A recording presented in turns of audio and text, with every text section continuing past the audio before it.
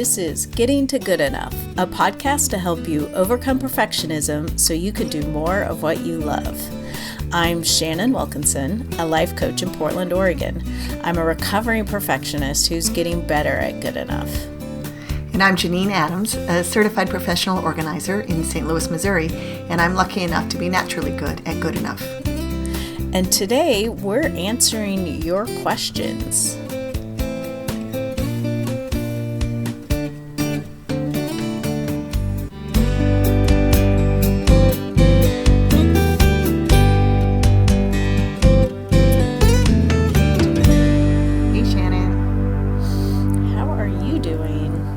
Well, I'm doing pretty well. I caught your cold over the internet last week when we podcasted immediately. I feel like we should issue a warning that this virus is so strong it travels over the internet. Yeah, it was crazy. I mean, my symptoms were just, I think, the same as yours. So, but luckily the timing was good for me in terms of client load. So I've actually been taking it easy for about 3 days, which is great. And I feel pretty good. That's good. Good. Well, today we are going to answer some questions. Yay. Yeah, it's always fun to hear from our listeners, and we really appreciate everyone who called and left us a voicemail. Yes. And otherwise asked questions and shared experiences that they've had with good enough. We love getting that sort of feedback. But let's jump right in. And actually, these first two questions we have are sort of related. So let's listen to those and then we can answer them. Sounds good. Okay, so here is the first one. Hello, Shannon and Janine. This is Laura dialing in from sunny Tucson. And I was hesitating to call you because I had in my mind that I needed to catch up and listen to all the episodes in case you already answered my question.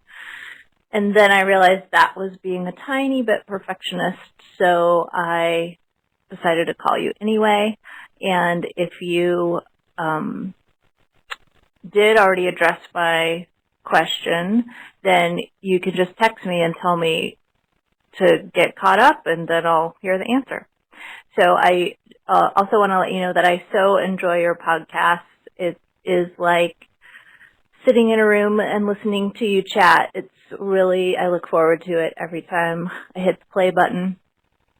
So my question is, I've been thinking about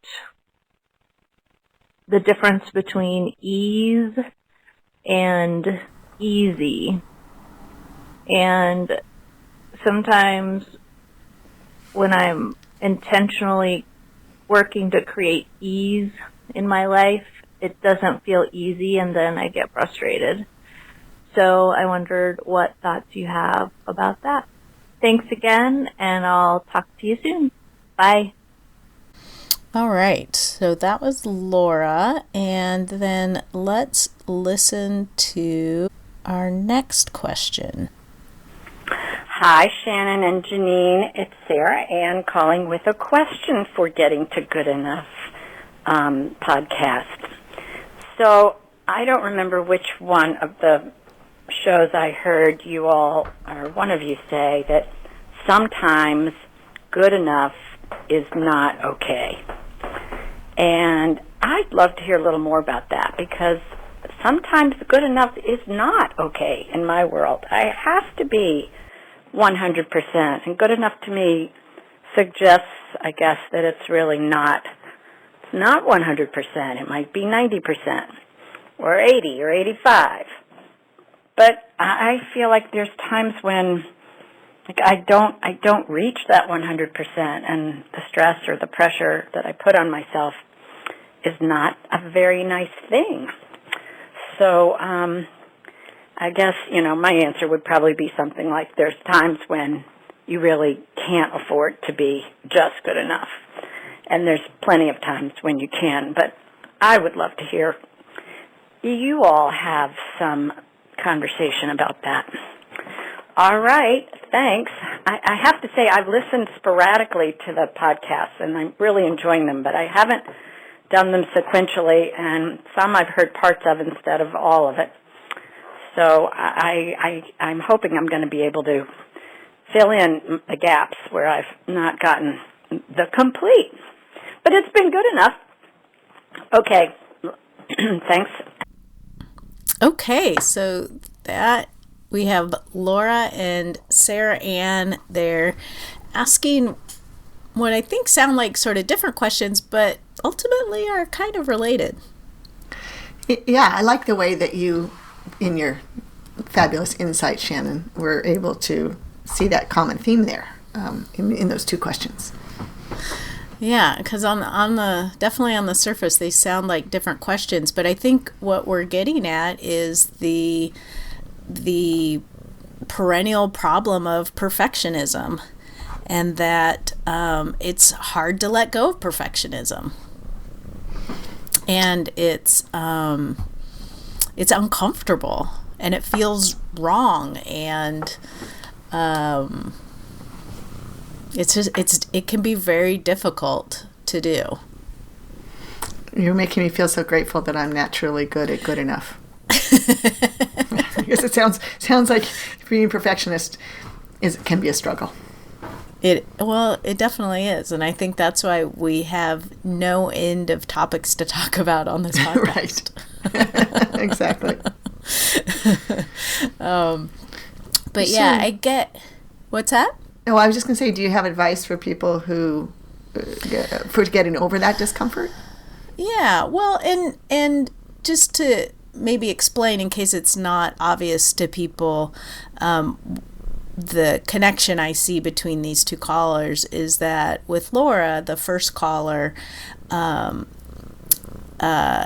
it sounds like what she's saying is that when she's trying to bring ease to something, to do something in a less complicated way, which may also be the less perfectionistic way,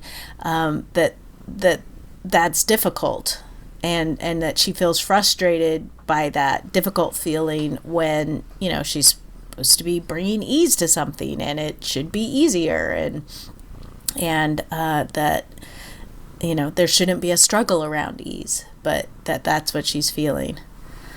And then with Sarah Ann, she is struggling with those feelings of perfectionism that tell you that you have to do it 100%, you have to do it right, and that really there are very few, if any, situations where less than 100% is okay.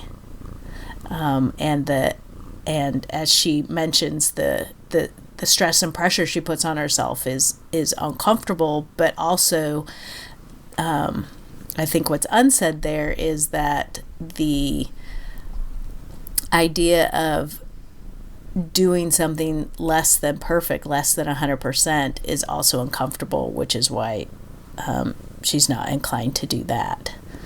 So I think that's the thing that sort of is, what's the word I want? That's common theme? Yes, it's common between those two G's. That's a tough word, common. It is. Yeah.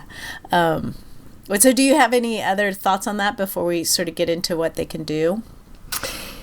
No, I think that identifying that is really interesting, that they're both feeling discomfort around the idea of good enough, and they're just expressing it in different ways, because Laura's question about ease not being easy just sort of scrambled my brain, but that's because ease is easy for me, I think.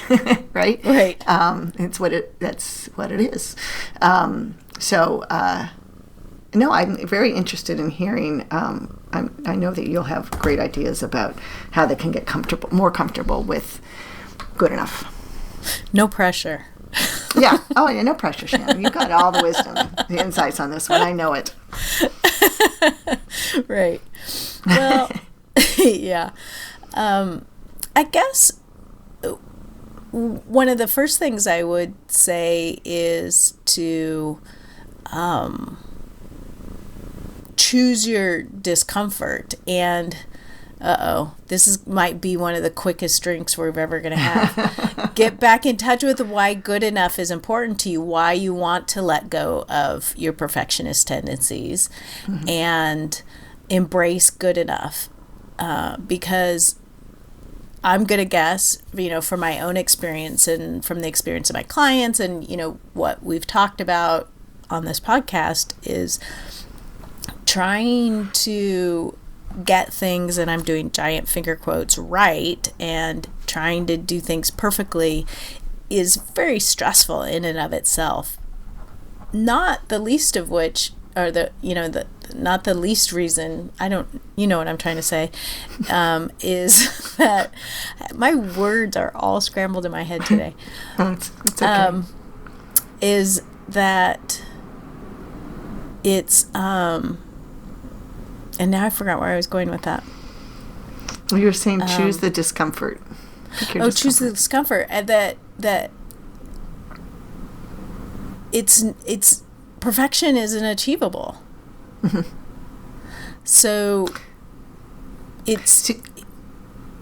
I have to interrupt because I think I just it hit me what you're saying. So just you can decide you want to be uncomfortable with striving for perfection when perfection isn't achievable, or would you rather be uncomfortable with good enough, which is achievable?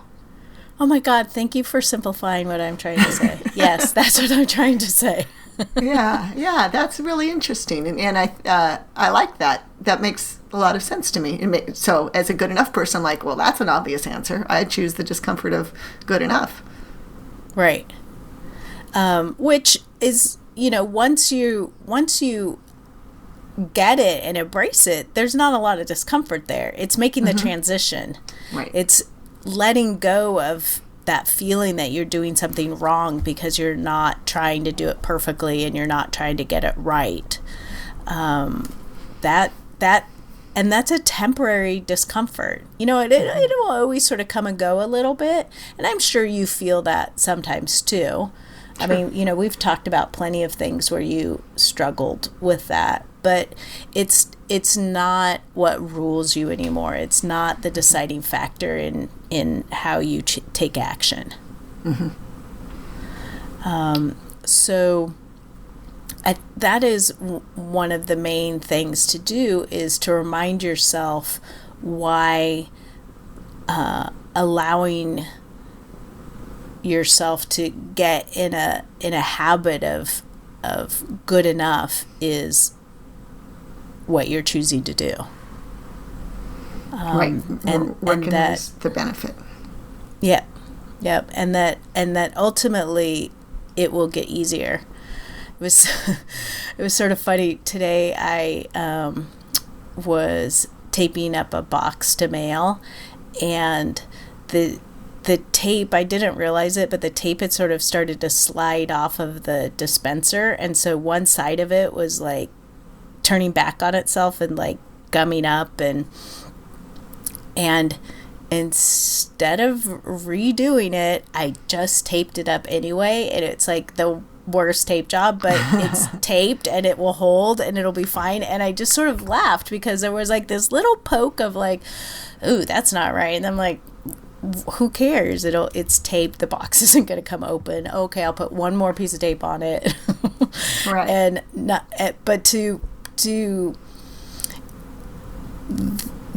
as small as that was, it feels like a big deal to recognize that it didn't matter. Right. Because redoing that would have been a big pain in the butt. Yeah. Untaping and retaping and fixing the tape and all that stuff. And it didn't matter. Right. But that's definitely something I would have done in the past. Well, I would have like fought with the little tape dispenser to begin with, because I probably would have noticed it sooner, because I would have been like obsessively taping it perfectly. Right. Yeah. But so I'm here to say that it does get easier to do things in this way. I keep wanting to say good enough, and then I feel like that's improper grammar and that I need to say well enough, and that's not what we're called. Right, it's a problem. Yeah. To come up with other, yeah. Well, I'm thinking about, I just blogged last week about organizing spices, and we worked with a client recently, and we did the spices that she has out. She has a spice shelf underneath her upper cabinet, that was all crowded with a bunch of spices and kind of unsightly, and she asked us to decant them into some pretty jars, and she picked out the 10 that she uses most often that will be close at hand. And so we did that, and I hand wrote the labels for them, and and I took some pictures and I blogged about it, and it was so hard when I was doing that to be okay with my first stab at almost all of the labels. Right, I didn't want to spend the time to redo them to make them better when we have things to do. She's not paying me to rewrite labels. So I let it go, and I, applied them, put the labels on, and they're not perfect, but they're great. I just looked at the picture again, which I put on my blog, and they look lovely. They're great. They're not perfect, but they're great. And there was a perfectionist tendency that I did have at that moment that I had to quell, and I'm glad I did. Oh, that's great. I want to go look at the picture. I'll put a link to it in the show notes. But you can find it before. I'm actually looking at it right now. Right. Yeah, they look fine, right? Did you look at the close-up picture? They look better than fine. They look great. Oh, well, thank you. They look really good. Don't you want a spice called Mural of Flavor? Yeah. Me too. I got to go buy some. And also Singapore seasoning. Yeah. She's got some great smelling spices, that's for sure. These are like the best. I like that those are her 10 most used spices. Yeah. I'm kind of impressed. But yeah, that's exactly what we're talking about here, is that, there may be that momentary discomfort, but the benefits of good enough surpass that. Right. Now, Sarah Ann mentioned in her question that there are some things that absolutely might have to be done perfectly, and perhaps there are other things that don't. And I think that's certainly true. I mean, I think about like an email I'm sending to you or a text. I don't have to craft, right, and get the message across. But when I wrote books, I was really careful about the wording and everything, right? Or magazine articles, things that are going to live on for a long time. Yeah, and even in this case, had you accidentally misspelled one of the spices, you probably would want to fix that. Oh, absolutely. But just because you think like the shape of your A could have look a little better, that's not a reason to do it. Exactly. Yep. I think someone who's organizing spices can get away with good enough better than maybe a neurosurgeon who's operating on a brain. I mean, so there's degrees of these things. Yeah. But certainly, if I tried to live my life thinking that everything I did had to be perfect, I'd be a big old mess of either paralysis or stress. Yeah. Well, and I think that's the problem with people living with perfectionism. And then the insidious part of it is that you feel, because of this perfectionistic tendency, you feel like if you do anything less than that, it's wrong, which fires up that whole thing again. Mm-hmm. Yeah, it's a really bad cycle. Yeah. So it's useful to figure out, if you're really struggling with this in many areas of your life, it's useful to figure out places that where you can practice it that will feel less important or less impactful, maybe. Consequential. Yes, consequential. You got all the good words today. Thank you. Yeah, I think that's a great idea. Practice good enough on the stuff, the lower impact stuff. and Right. know that, and it really is, I think, a muscle that you can exercise, right? I mean, it gets, Yes. as you said, it gets easier. Right. And yeah, I mean, I can think of all manner of things, especially in the more recent years where my memory isn't as good as it was. I don't have the steel trap on the details that I used to have when I was younger. Mm-hmm. And so I inadvertently screw stuff up sometimes. Like, here's a good example. I was in charge of the volunteer appreciation at my chapter of the National Association of Productivity and Organizing Professionals. And I had pins made for everybody, all the volunteers. And when I went to present them, I hadn't brought them with me. Oh. Oh, no. Yeah. And, what are you going to do, right? So I just told, I realized it about 5 minutes before the presentation, and I just told everybody was really nice about it. I brought them to the next meeting, and life went on. That's not really an absence of perfectionism. That's an absence of attention to detail. But my point is that imperfect presentation wasn't a huge issue, I don't think. Yeah.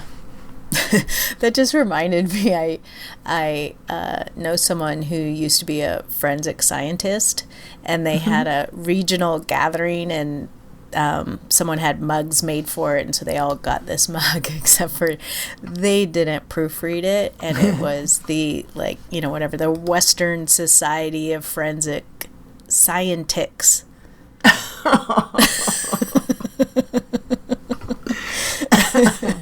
Which probably made for a funnier mug anyway. Oh, yeah. Then, they were scientists. Yeah.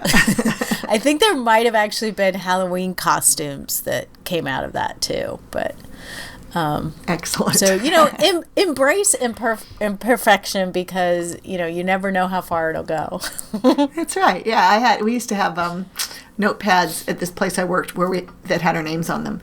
And I worked with a wonderful man named Winthrop Carty, and his notepad, however many thousand sheets of paper arrived, and it said Winter Hop instead of Winthrop. Oh. And so we called him Winter Hop from there on out. It was a great nickname. Worked out great. I love that. Winter Hop. Oh, spell check or autocorrect.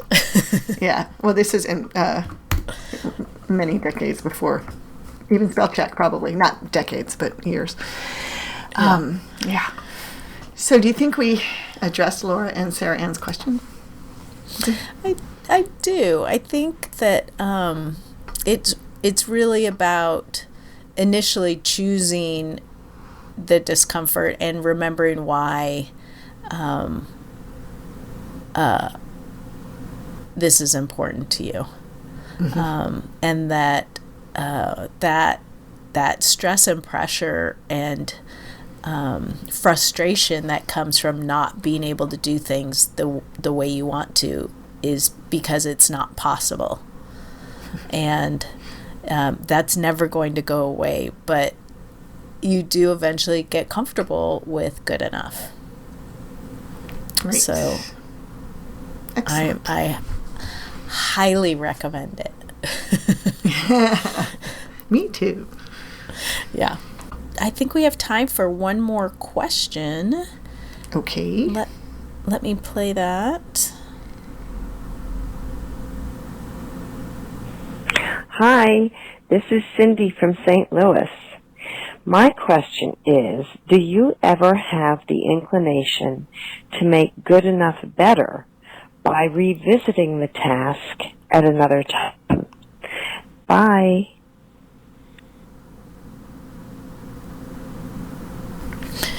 Whoa, what do you think, Janine? Do you? I think Cindy is a concise person. She is, especially compared to our first two callers. That's right. It's excellent. Sure, I have the inclination to make good enough better sometimes, but usually, though, once I've crossed something off my list, considered a task done, I forget about it. So right. I may not be inclined to revisit a task. Of course, it depends on what we're talking about, right? Yeah. What do you think? Yeah. Definitely. Yeah, I sort of feel the same way. Although there may be times when something will continue to sort of niggle at me, and I might revisit something for that reason. But most of the time, if I consider it done, it's done. It's definitely good enough. Although, there are plenty of times when I use this as a strategy to get more comfortable with good enough. Oh, what do you mean? Or to deal with the overwhelm that perfectionism might bring to something. Like, I think we've talked about my closet cleaning strategy of going in and pulling out 3 things that I definitely don't want to keep, and putting 3 things aside that I know I definitely want to keep. The whole idea of going through my whole closet, doing what's the magical blah blah Marie tidying up. Kondo, right. Yeah. Uh-huh. The whole take everything out and go through everything all at once, and that's the only way to do it.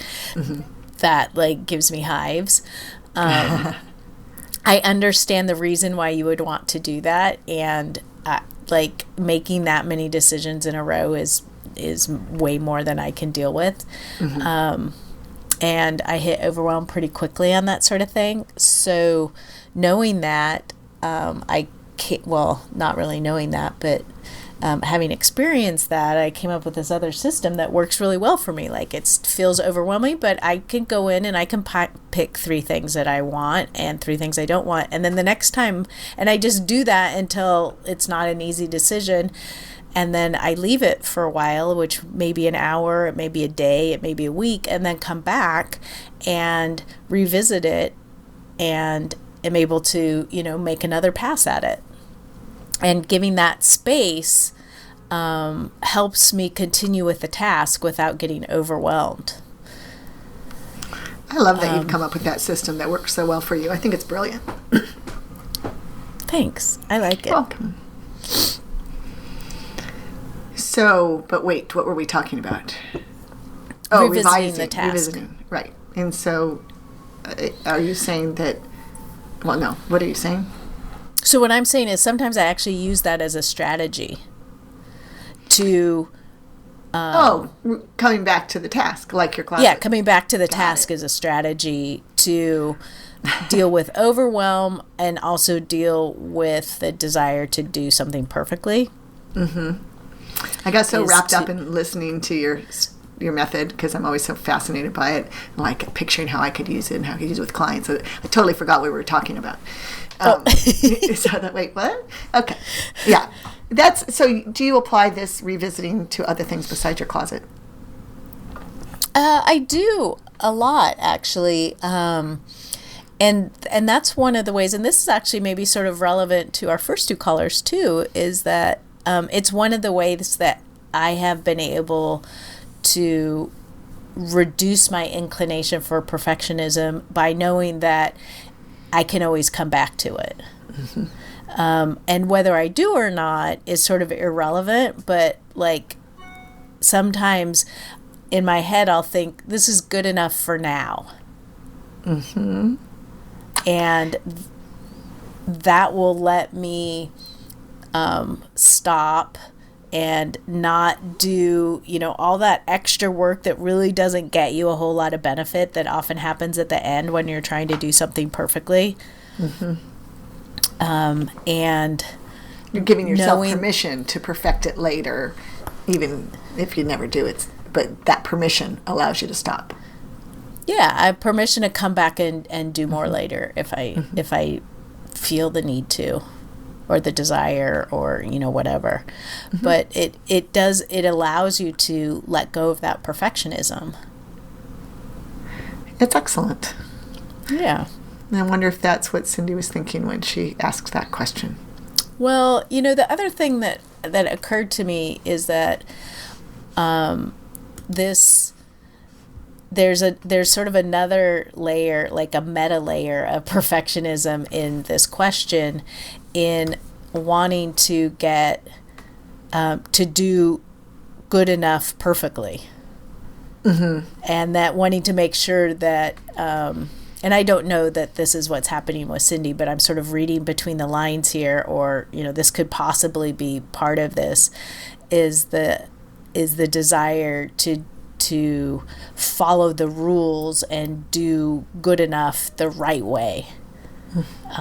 And that it could potentially be that she's concerned that if you revisit something after you've called it good enough, that's wrong, and that she's not doing it properly.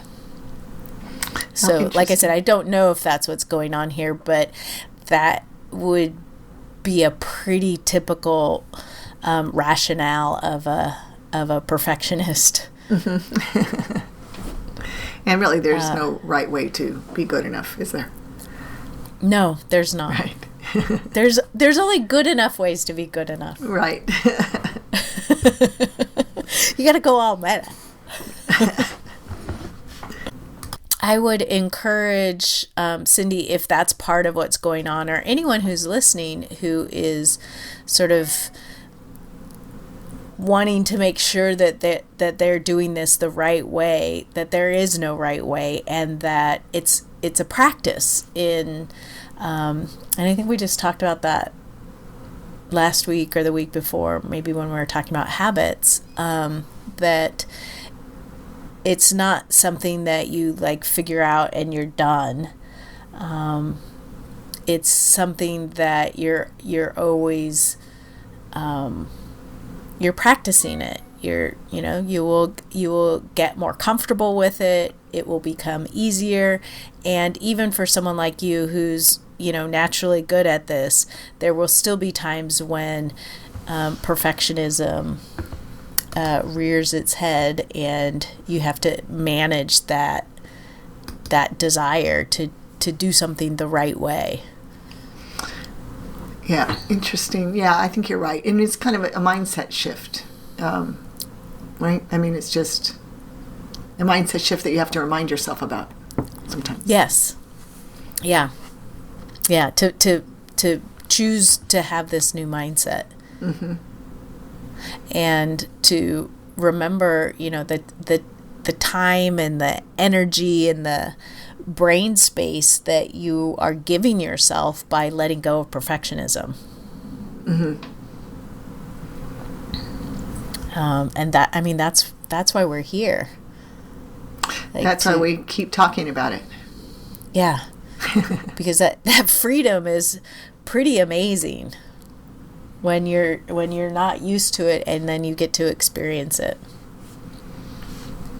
And what's really crazy to me, because it just seems so counterintuitive, but how much easier it is to get stuff done when you're not caught up in doing it perfectly, in doing it the right way. Absolutely. It's freeing. Yeah. Yeah, absolutely. So, yeah, I think that is all I have to say about that with Cindy. Basically, however you do it's fine. As long as you're not spending a lot of time and energy worrying about something and trying to make it perfect. Right. And if you want to give yourself permission to go back and revisit something, go for it. Yep. But maybe you may or may not end up going back. Yeah. Yeah. Great.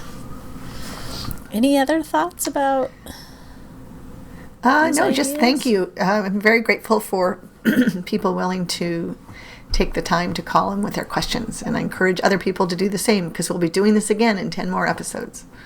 Yes, we will. And, if there is something that we get a lot of questions about, or something that is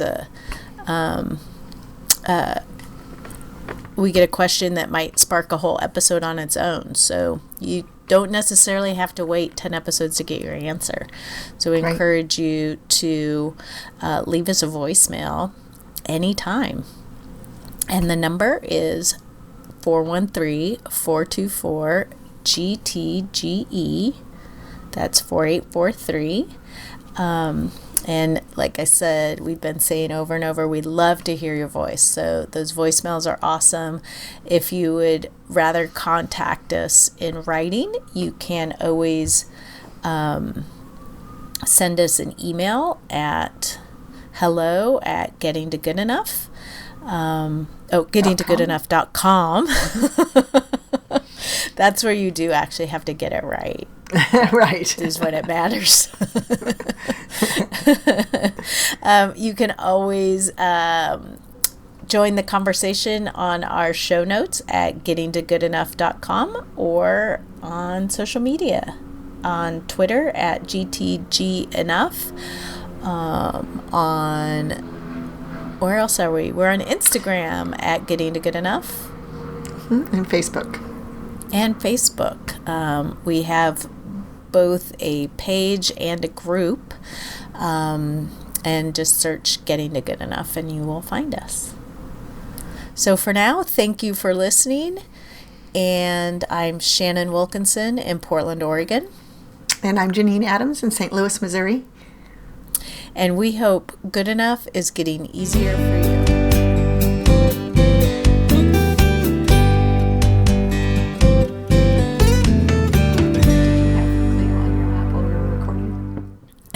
Could you hear her purring? I could, and I loved it.